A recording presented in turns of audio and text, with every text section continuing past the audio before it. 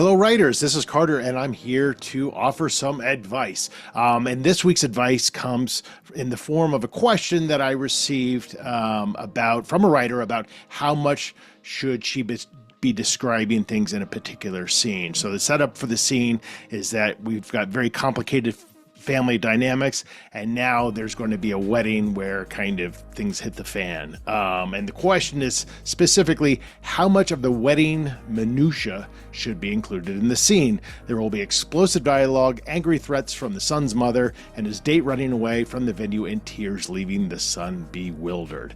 That's a great question, and the flaky but valid answer is it depends. It depends on the type of book that you're writing.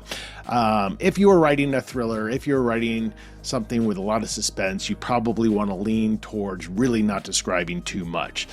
Never forget, the readers are smart. Readers can fill in the blanks, so you just have to sprinkle in a few details.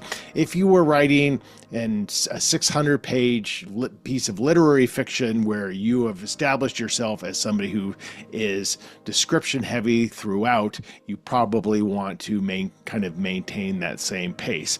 I, for one, am not a big fan of heavy descriptions because of that comment I made about the readers being able to fill in those blanks for themselves. There's nothing that drives me more crazy than we're looking through the protagonist's eyes, and every person that comes into the scene, we need to know head to toe exactly what they're wearing. Who cares? In the case of a wedding, pull out those descriptions that add to the scene, really establish what kind of wedding it is. If it's a very high-end, luxurious wedding, give us a few different descriptions. Tell us what a few people look like, but not a heavy amount, just enough so we can see the scene in our head. So I'm thinking 4, 5, 6 descriptions. These are probably one-sentence descriptions, and just pick out a few elements that are interesting, and elements that the protagonist or whoever's POV you're in would kind of note. So don't describe something that the protagonist wouldn't normally describe in their own point of view or their own head.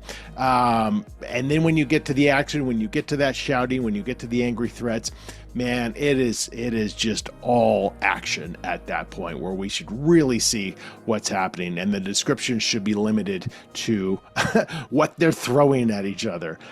So I hope that helps. Again, don't over describe.